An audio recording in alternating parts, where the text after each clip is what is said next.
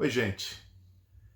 Nesse vídeo eu vou falar, a pedido do meu amigo Marcelo Buzetto, sobre a estratégia do MTST para a classe trabalhadora no Brasil.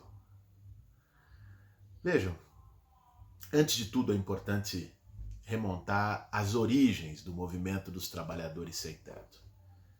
O MTST, muitos sabem, surgiu em 1997, a partir de uma articulação e de uma iniciativa do Movimento Sem Terra, que no processo da sua marcha nacional, no processo de ascenso de lutas importantes no governo Fernando Henrique, no fim dos anos 90, entendeu que era importante estimular movimentos sociais nas cidades brasileiras.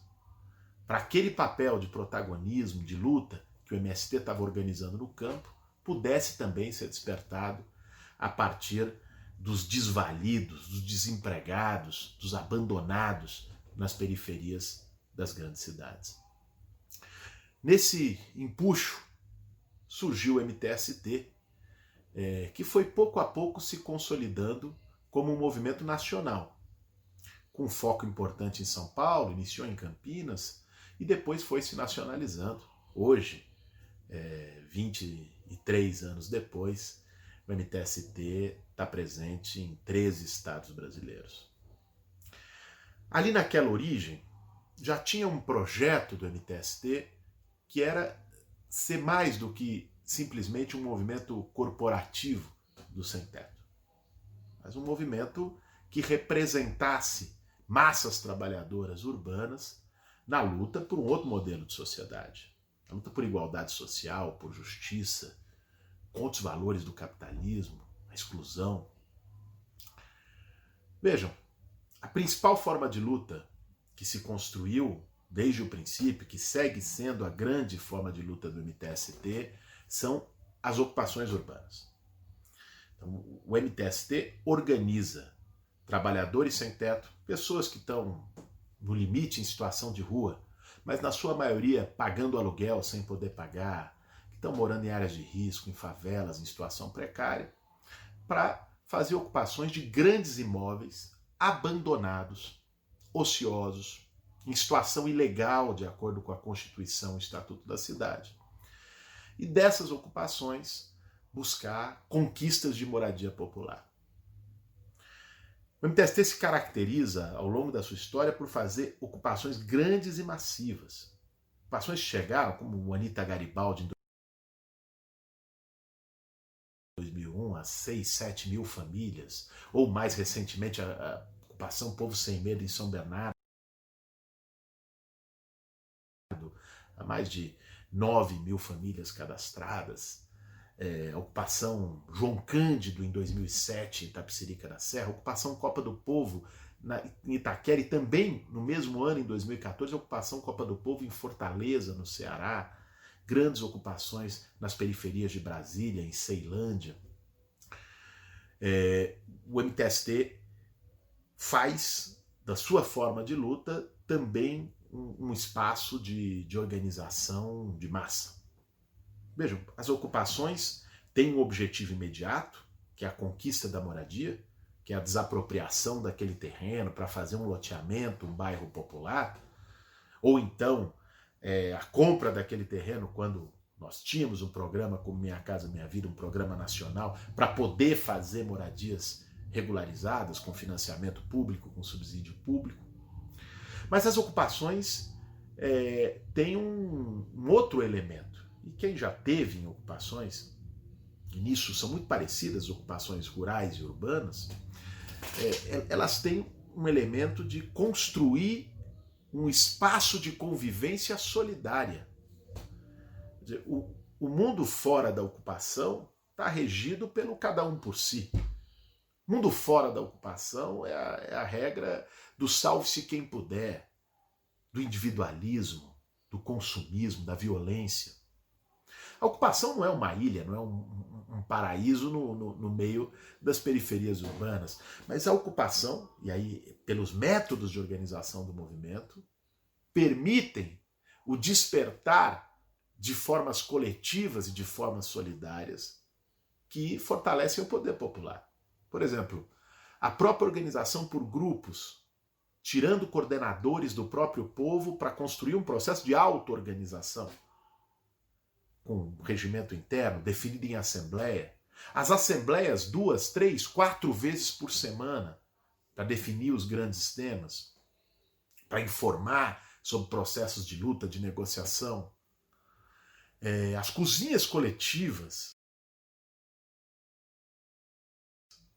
Chegamos a ter ocupação do MTST com 30, 40 cozinhas coletivas dentro da ocupação, garantindo segurança alimentar para as pessoas através da doação dos próprios acampados. Então quem está na ocupação e trabalha não pode ajudar na cozinha coletiva porque está trabalhando fora, num bico ou num emprego regular, leva um saco de arroz, leva um saco de feijão, um sal, uma mistura, e as outras pessoas que estão lá ajudam, seja pegando água, seja cozinhando, seja lavando prato. Ou seja, você cria um espaço de convivência coletiva, solidário, com cooperação, onde ao mesmo tempo ninguém passa fome e você reconstrói vínculos.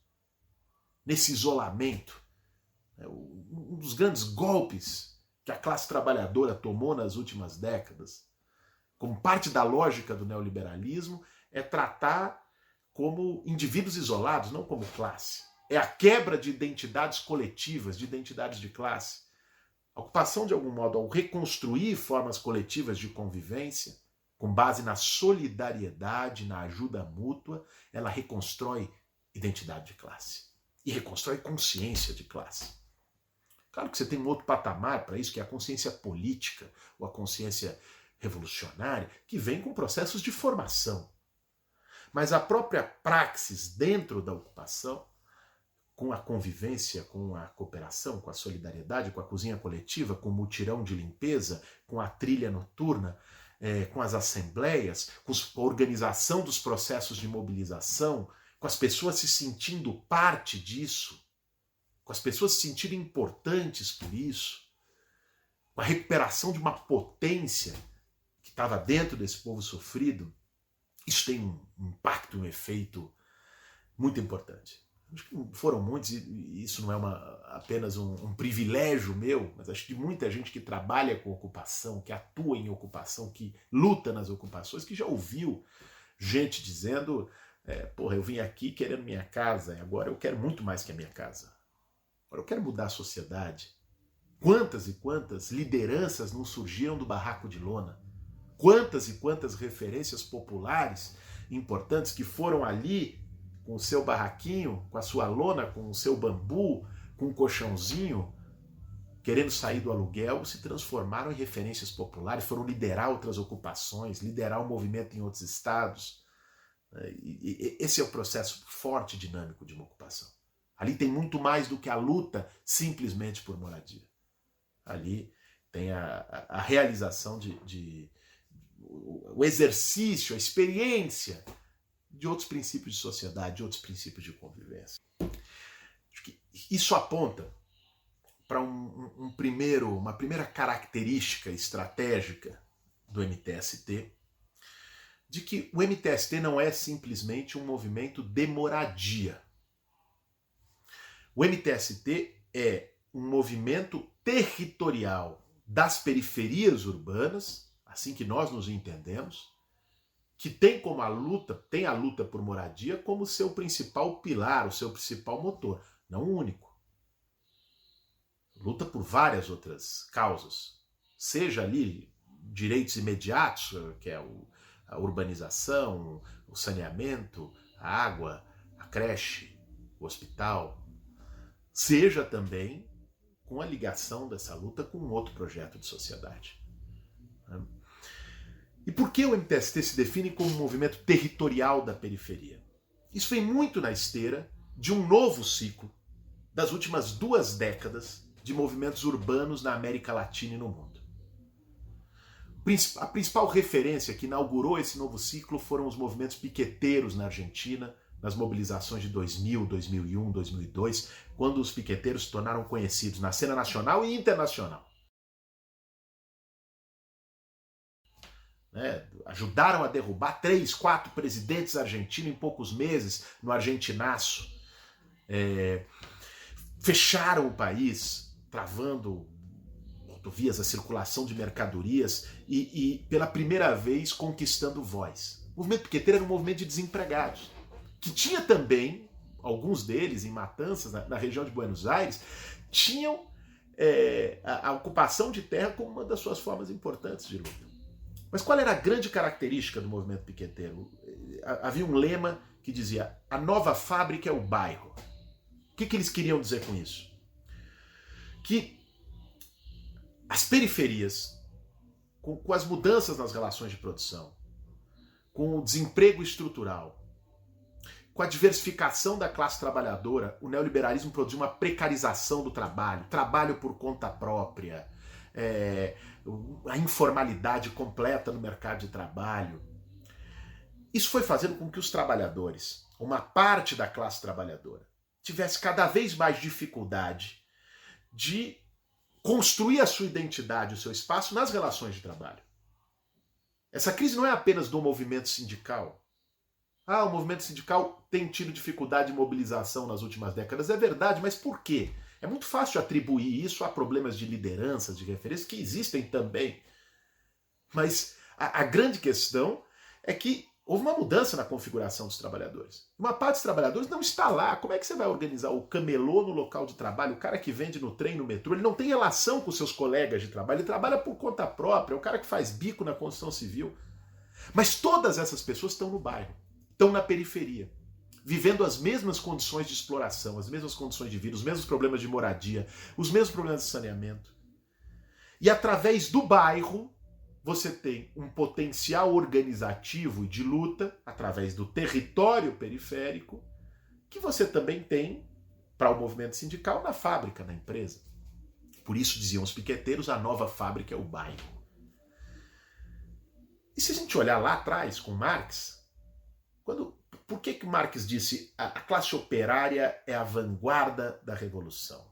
Porque a classe operária, além de dirigir as máquinas, a classe operária foi jogada, isso Marx diz quando ele explica a Revolução Industrial, foi jogada na grande indústria, milhares de operários jogados sob as mesmas condições de exploração, e a partir daí desenvolveram a sua identidade, a sua consciência e as suas formas de luta, desenvolveram a greve, desenvolveram o movimento operário. Esse mesmo movimento que lá atrás, na Revolução Industrial, jogou milhões de pobres, de trabalhadores, concentrados na grande indústria, ao longo da segunda década do século XX, com processos de urbanização acelerada e de destruição das relações formais de trabalho, foi jogando milhões de trabalhadores nas periferias urbanas. Então, esse espaço da periferia urbana também é uma concentração de onde brotam identidades coletivas, de onde brotam movimentos culturais, como aqui nas periferias de São Paulo, mas do Brasil, o hip hop, e agora mais recentemente outras formas, o slam e os saraus. Ou seja, a periferia cria a sua própria cultura, a periferia constrói as suas formas de organização, de luta, de resistência. A periferia não é só carência, só privação. A periferia tem um movimento forte de positividade, de criação, de luta. E o MTST se entende como parte disso. Como os piqueteiros na Argentina são, como as Ferruves na Bolívia foram em El Alto, um espaço decisivo, e que não são simplesmente um acessório do movimento operário. Assim, historicamente no marxismo você entendia que, olha, quem faz revolução é o operário da fábrica. O resto é no máximo um aliado do operário da fábrica. Quando não queriam dizer era lumpen. Esse povo, que o Rui Braga chama bem de precariado, esse precariado que está excluído das relações regulares, formais de trabalho, hoje é a maioria da classe trabalhadora brasileira. A minoria está na formalidade, a maioria está desse jeito, atirado nas periferias urbanas. Esse precariado, sem ele não existe processo de transformação social no Brasil. Esse precariado precisa ser organizado. E quando a esquerda não organiza, outros setores organizam. A igreja evangélica organiza. O narcotráfico organiza, outros setores organizam. É papel do movimento social que está ali organizar esse setor da classe. E construir e potencializar suas formas de luta. A ocupação é uma forma de luta, sobretudo por moradia.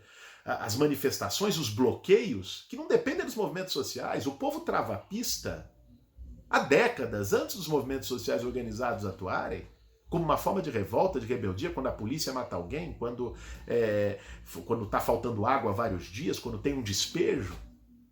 O movimento social só organiza, dá consciência, dá uma forma política, canaliza isso politicamente. Companheiros que estejam nos assistindo, assim, o movimento dos trabalhadores sem teto se entende nesse lugar e construiu seus objetivos. São objetivos sucessivos, complementares. O primeiro objetivo, obviamente, é a luta por moradia, a luta concreta. É nesse sentido que as pessoas se juntam e vão até o movimento. As pessoas precisam de casa. Um direito fundamental. O Brasil tem um dos maiores déficits habitacionais do mundo. A dinâmica urbana do capital, a cidade do capital, a cada vez que tem um novo ciclo de expansão, ele é um novo ciclo de expulsão.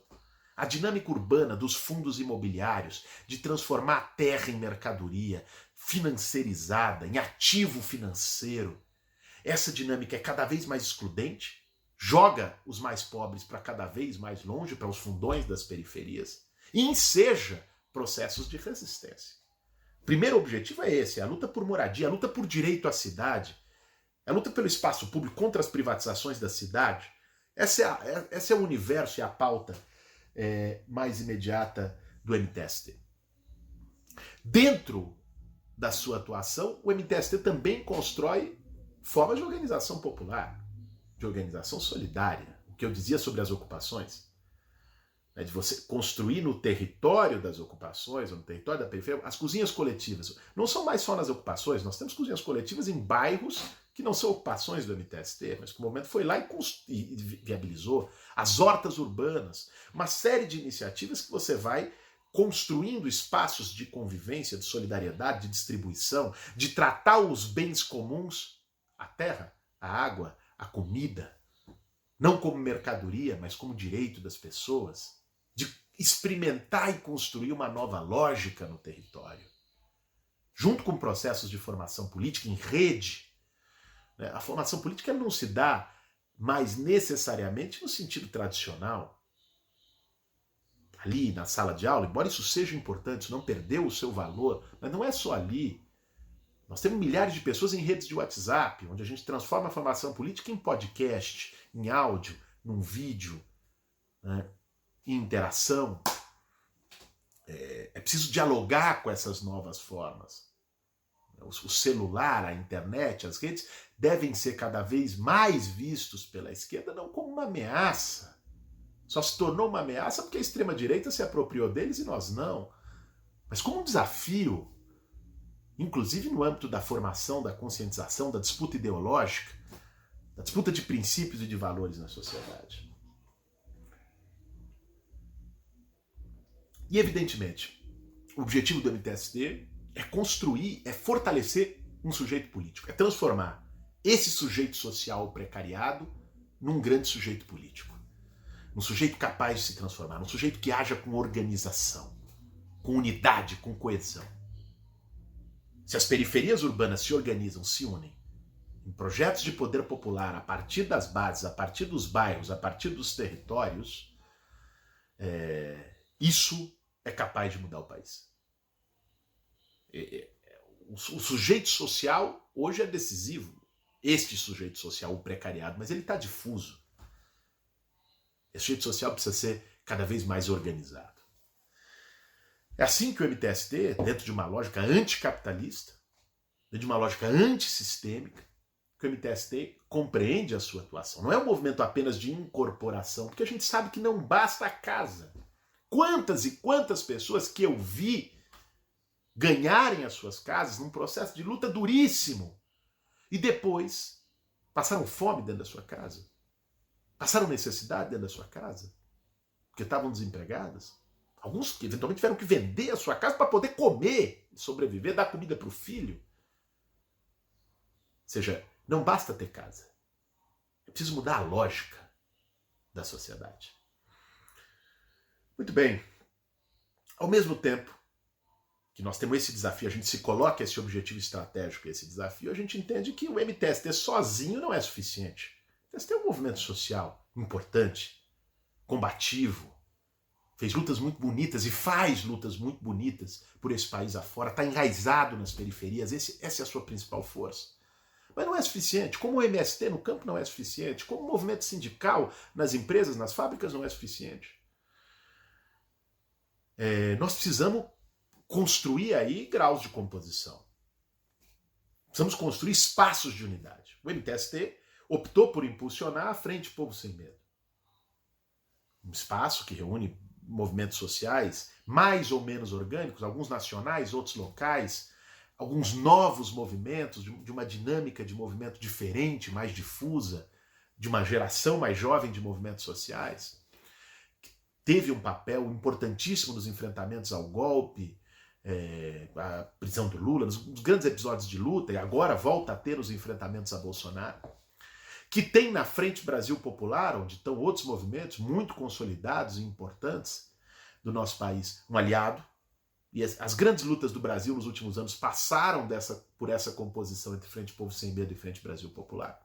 Então, no âmbito do movimento social, esse é o nosso espectro de atuação.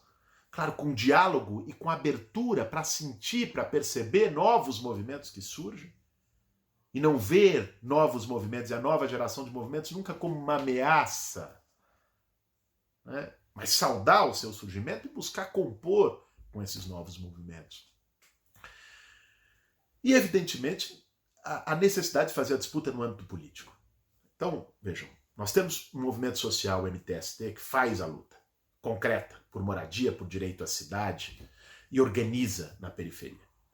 Esse movimento faz composições com outros movimentos sociais, uma aliança, uma verdadeira frente social, para buscar ter uma atuação mais ampla no palco das ruas, no palco da mobilização popular. E, ao mesmo tempo, esse movimento entende que é preciso ter uma composição política no campo de esquerda. Política e eleitoral.